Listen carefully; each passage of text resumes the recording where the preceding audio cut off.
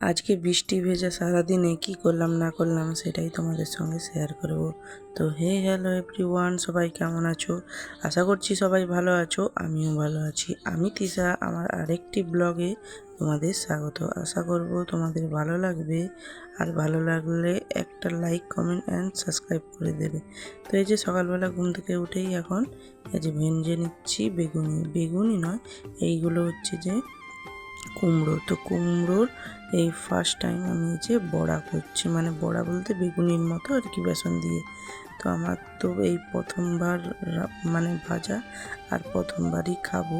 তো কেমন লাগে সেটাও তোমাদের সঙ্গে শেয়ার করব। কুমড়োর বেগুনি তো একটু মিষ্টি মিষ্টি লাগছে, কিন্তু ভালোই লাগছে। প্রথমে কুমড়োতে নুন মাখিয়ে রেখে দিয়েছিলাম, আর এখানে বেসনে নুন, হলুদ আর লবণ মাখিয়ে ফেটিয়ে নিয়েছিলাম ভালো করে। তারপরে দেখো কত সুন্দর মুচমুচে ভাজা হয়ে গেছে, লাল লাল। তো এখন আমি চলে যাচ্ছি ঘরকে। আমাদের রান্নাঘর থেকে ঘরটা একটু দূরে, এই জন্য এখানে মুড়ি নিয়ে বসে গেছি খেতে। আর ভালো করে বেগুনিটাকে মাখিয়ে নিয়েছি মুড়ির সঙ্গে। আমার এরকম খেতেই খুব ভালো লাগে।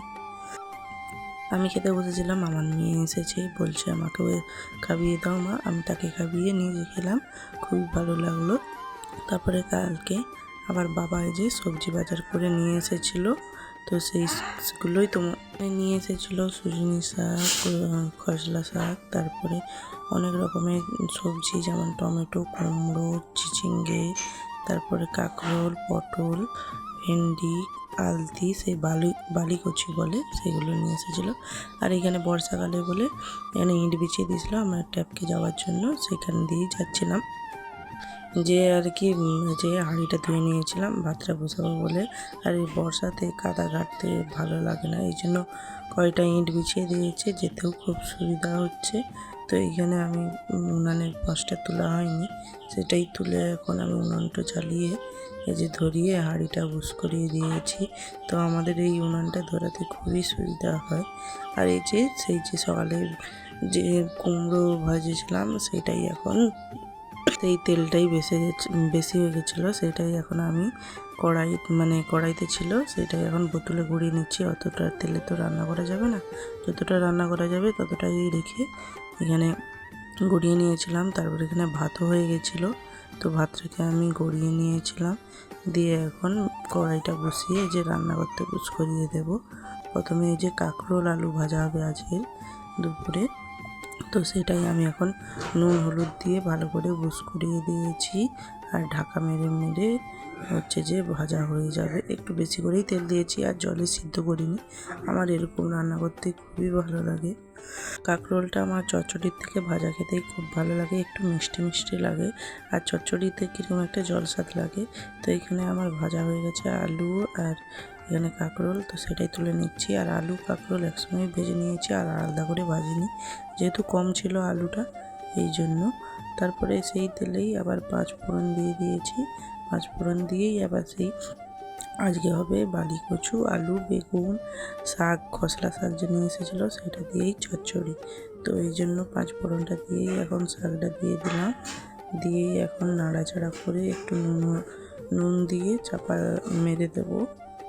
আর বাইরে পড়ছিল সারাদিন ধরে বৃষ্টি, তো বৃষ্টির ওয়েদার একটু মেঘটা পরিষ্কার হচ্ছে না, সব সময় বৃষ্টি হতেই আছে। তো যাই হোক, আমি এখানে রান্না করে নিচ্ছিলাম। আর দেখো, তোমরা এই তরকারিটা কে কে খেতে পছন্দ করো অবশ্যই জানিও। এরপরে দিয়ে দিয়েছিলাম লবণ, হলুদ, লঙ্কা গুঁড়ো পরিমাণ মতো, দিয়ে এখন আমি নাড়াচাড়াটা করে নেব। আর আমাদের হয়েছিল চিংড়ি মাছের তেল ঝালও করেছিলাম, সেটা আর দেখাইনি, কেন বহুবার দিয়েছি। আর সবাই তো জানো চিংড়ি মাছ কীরকম রান্না করে, এই জন্য আর দেখাইনি। কিন্তু এই আলু, কচু, বেগুন, শাক দিয়ে ঘন্ট, এইটা তোমরা কেউ জানো না হয়তো, বা জানো, তবুও একবার দেখিয়ে দিলাম। দিয়ে যে জল দিয়ে এখন চাপা দিয়ে দেবো। চাপা দিয়ে যাওয়ার পর এখানটা সিদ্ধ হয়ে গেলে ডাল কাটা দিয়ে ঘেঁটে নামিয়ে নেব। আর দেখো কালারটা কত সুন্দর এসেছে, আর আমার রান্নাটাও হয়ে গেছে। আর এখানে চিংড়ি মাছটাও করে নিয়েছি। আর কোনো ভিডিও করা হয়নি, একবারে বিকালে এই যে দেখো মাঠে তো জল ভর্তি হয়ে গেছে, আর এই মাছগুলো ধরে নিয়ে এসেছে, কত সুন্দর, এগুলো কই পোনা বলে সেগুলোই। আর এখানে সন্ধে হয়ে গেছে, তো ভাবলাম একটু মুড়ি মাখা করা যাক। সারাদিন তো বৃষ্টি হচ্ছে, আর এখানে মায়ের হাতে ঘরে বানানো আম তেল, মা এই বছরই বানিয়েছিল, সেটাই এখন আমরা মুড়ি মাখবো। তো অনেক কিছু দিয়েই মাখবো, যেমন চানাচুর, শসা, টমেটো, পেঁয়াজ আর চানাচুর সব কিছু দিয়ে মাখছি, আর খেতে দারুণ লাগছে। তার সঙ্গে একটা কাঁচা লঙ্কা। ও তারপর রাতের ডিনার এই যে পরোটা, মুগের জিলাপি আর ঘুগনি দিয়েই আজকে রাত্রে ডিনারটা সারলাম। তো কেমন লাগলো অবশ্যই জানিও। Bye bye.